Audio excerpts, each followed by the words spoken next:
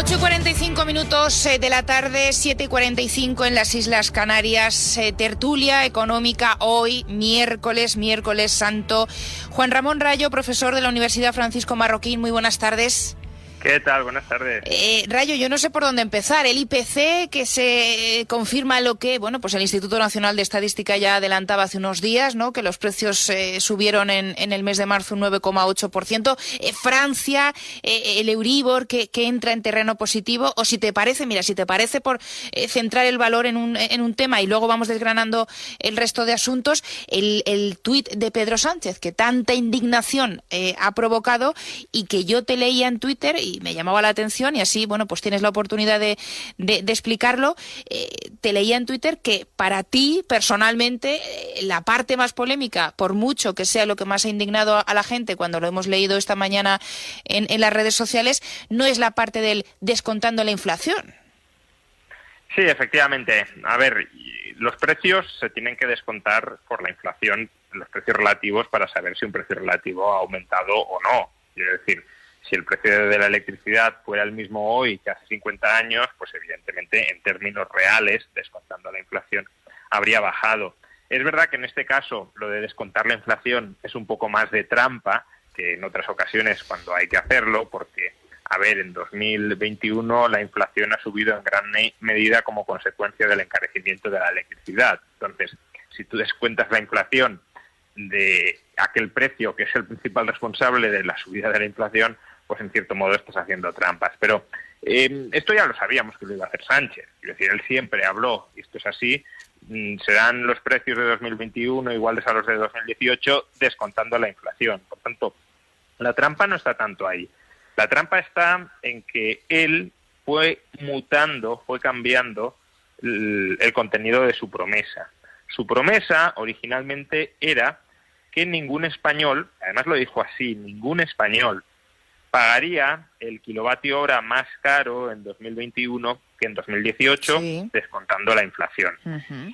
Y con el paso de las semanas, cuando vio que eso no lo iba a poder conseguir, lo que dijo es que el promedio de los españoles, que es muy distinto a ningún español, el promedio de los españoles no pagaría el kilovatio más caro en 2021 que en 2018, descontando la inflación. Y este cambio, ¿por qué es relevante? Pues es el cambio que explica o marca la frontera entre el cumplimiento y el incumplimiento. Si tomamos como promesa el que el promedio de los españoles no pague más en 2021 que en 2018, Pedro Sánchez cumplió. Bien. El problema, como digo, ¿cuál es? Que en España 2/3 de las familias tienen contratada una factura eléctrica donde la tarifa se revisa anualmente, uh-huh, o más que anualmente en algunos casos, pero normalmente anualmente. Entonces, para esos 2/3 de las familias españolas estaba claro que el precio de la electricidad no iba a subir porque no lo podía hacer contractualmente.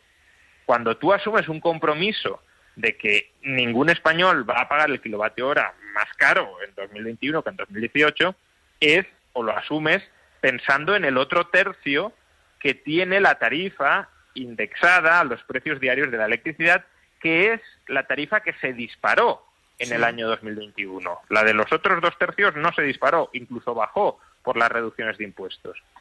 Pues bien, para ese tercio de las familias que tienen la tarifa regulada, que sube diariamente de precio en función de la oscilación del mercado mayorista, ese tercio de las familias ha pagado mucho más cara la electricidad del kilovatio hora en 2021 que en 2018, aún descontando la inflación.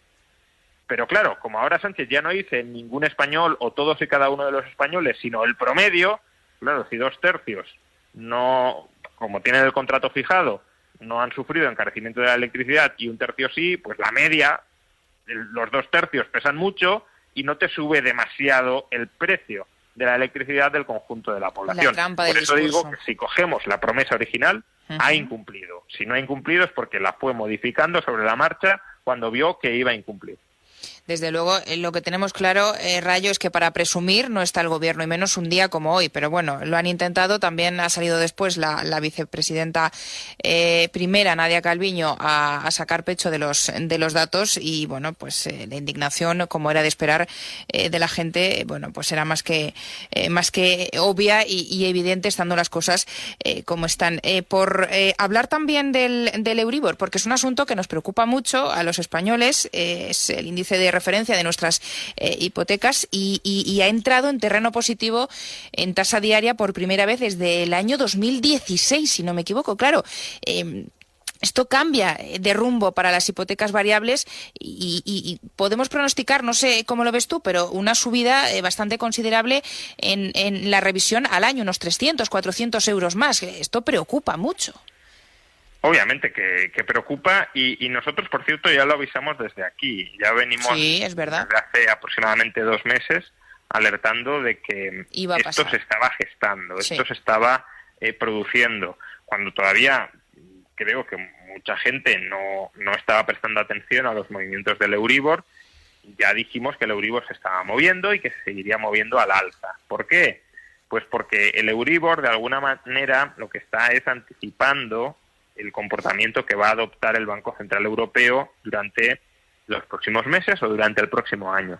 Y el Banco Central Europeo cada vez tiene más papeletas, por mucho que lo haya venido negando durante bastante tiempo, tiene bastantes papeletas para subir considerablemente los tipos de interés. ¿Cuáles son esas papeletas? Pues la inflación disparada, no solo en España, sino en el conjunto de la eurozona. Y claro, si el Banco Central Europeo sube los tipos de interés, como está haciendo la Reserva Federal y como va a seguir haciendo la Reserva Federal, hoy, por cierto, Bullard, el miembro más, bueno, digamos, sincero de la Reserva Federal, ha dicho que si la Fed espera frenar la inflación con subidas tímidas de los tipos de interés, está tremendamente equivocada, que se requieren subidas muy fuertes, muy agresivas de los tipos de interés. Bueno, eso es Estados Unidos, sí, pero Europa, pues a lo mejor va algo más lenta, pero seguirá el mismo camino. Y si sigue el mismo camino, y lo seguirá, el Euribor, pues por supuesto que va a continuar subiendo. Y creo que quienes tengan una hipoteca a tipo variable han de ser conscientes de ello. Pero bueno, al final este país ha tenido muchos años de ventana de oportunidad abiertos para que quien lo quisiera contratara una hipoteca a tipo fijo, que durante esos años han salido más caras que las hipotecas a tipo variable. Pero claro, la hipoteca a tipo fijo es un seguro frente a la subida de los tipos de interés. Claro. Quienes optarán por hipotecas a tipo variable, pues se beneficiaron, claro, de no estar asegurados contra las subidas de tipos de interés cuando los tipos de interés estaban muy bajos, pero ahora si empiezan a subir de manera importante, saldrán perjudicados por no haber contratado ese seguro, claro. Veremos lo que sucede. Vamos también por agotar un tercer tema, lo que sucedió, Rayo, este domingo en Francia, porque también es importante analizar los resultados de las elecciones presidenciales desde el punto de vista económico, porque bueno, también nos puede aportar muchas pistas sobre lo que pueda suceder en 2 semanas, el 24 de abril, en esa segunda vuelta. Yo te quiero preguntar concretamente por el argumento, que además sé que lo has debatido lo has rebatido en las redes sociales, que utilizó Pablo Echenique para tratar de explicar de alguna manera el ascenso de Marine Le Pen, que bueno, pues suceda lo que suceda el 24 de abril, se lo va a poner muy, muy complicado a Macron. Decía Echenique, vamos a recordar el tuit que ponía Echenique, que Le Pen vaya a la segunda vuelta, el motivo es doble, decía él. Por un lado, por las políticas neoliberales de Macron contra los trabajadores, y por otro, bueno, pues por considerar de populista y radical a Mélenchon, que es verdad que le votaron más de 7 millones de personas el domingo, que ahora tiene un enorme poder para lograr equilibrar la balanza en esa segunda vuelta. Nos vamos a quedar, si te parece, y me dices si es cierta o no esa primera reflexión de por las políticas neoliberales de Macron contra los trabajadores. Sí, pero quiero comentar también brevemente la segunda parte. La segunda también. Un componente más político, pero fijémonos que en la segunda parte Echenique está reconociendo que el voto de la extrema izquierda y de la extrema derecha, Mélenchon, Le Pen, pues son vasos comunicantes, porque lo que está diciendo es, si no se hubiese descalificado tanto a Mélenchon de populista, los obreros que han votado a Le Pen habrían votado a Mélenchon. Bueno, entonces estás diciendo que si no votan a uno, votan al otro. Aparte, de que me parece un argumento bastante malo porque no he seguido desde luego los titulares de prensa franceses, pero me cuesta mucho imaginar que se haya tildado más a Mélenchon de populista de lo que a buen seguro se habrá tildado a Le Pen. No. Y si el hecho de haber tildado a Le Pen de populista no ha impedido que la voten, pues a Mélenchon tampoco, ¿no? Pero efectivamente sobre lo primero, eso de que el neoliberalismo de Macron explica el ascenso del Frente Nacional, bueno, ahora llamado Agrupación Nacional, creo que es una butad absoluta por parte de Echenique. El Frente Nacional tiene 3 momentos claros de ascenso y de consolidación política.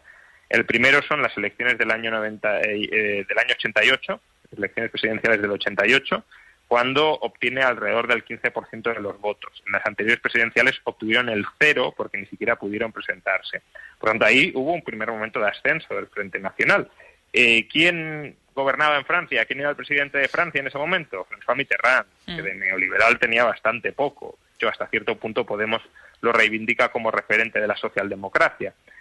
Bueno, pues con Mitterrand fue el primer momento en el que el Frente Nacional creció. Luego, un segundo momento, un segundo hito del Frente Nacional fueron las elecciones presidenciales de 2002, cuando fue la primera vez en que, en este caso, Jean-Marie Le Pen, el padre de Marine Le Pen, llegó a la segunda vuelta de las elecciones presidenciales en Francia.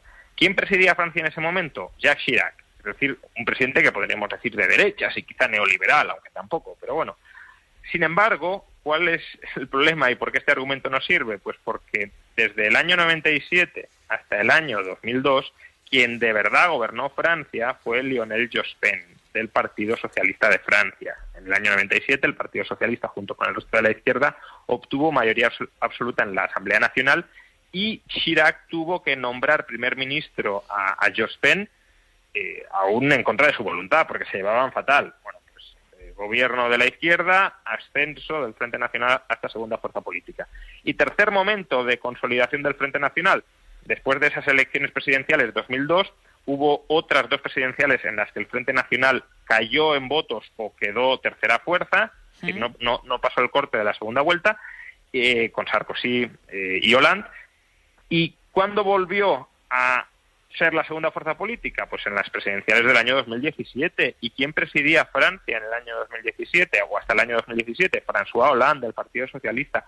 Por tanto, a menos que uno quiera decir que todos estos socialistas que auparon, o al menos en cuyo periodo se consolidó el Frente Nacional como fuerza política, aplicaron políticas neoliberales, lo cual sería bastante absurdo, porque además Francia es el Estado del mundo con mayor peso del Estado en su economía, el 56% del PIB, vaya neoliberalismo ese que no hace más que cebar e incrementar el tamaño del Estado, pues lo que está claro es que el Frente Nacional se ha beneficiado, ha crecido a costa de los gobiernos de izquierdas, no del neoliberalismo aplicado por nadie, porque en Francia además nadie, absolutamente nadie, ha aplicado neoliberalismo, ni liberalismo ni nada, estatismo puro y duro. Rayo, ¿te atreves a hacer un pronóstico para el 24 de abril, para la segunda vuelta?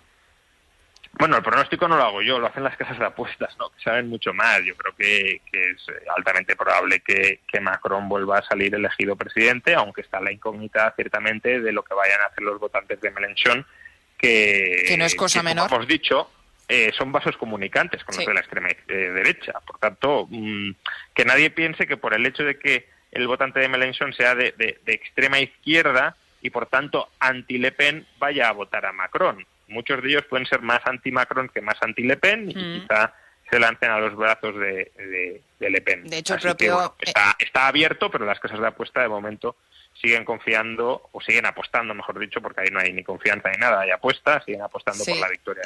Suceda lo que suceda, estará muy ajustado, eso seguro, y importante el dato también de que Mélenchon lo que ha pedido es no votar a Le Pen, pero no ha pedido el voto para Macron, y arrastra mucho voto. Entonces, veremos qué sucede, lo contaremos aquí, desde luego, en 2 semanas. Juan Ramón Rayo, profesor de la Universidad Francisco Marroquín, muchísimas gracias, como siempre, por las claves. Muy buenas tardes. Muchas gracias. Adiós.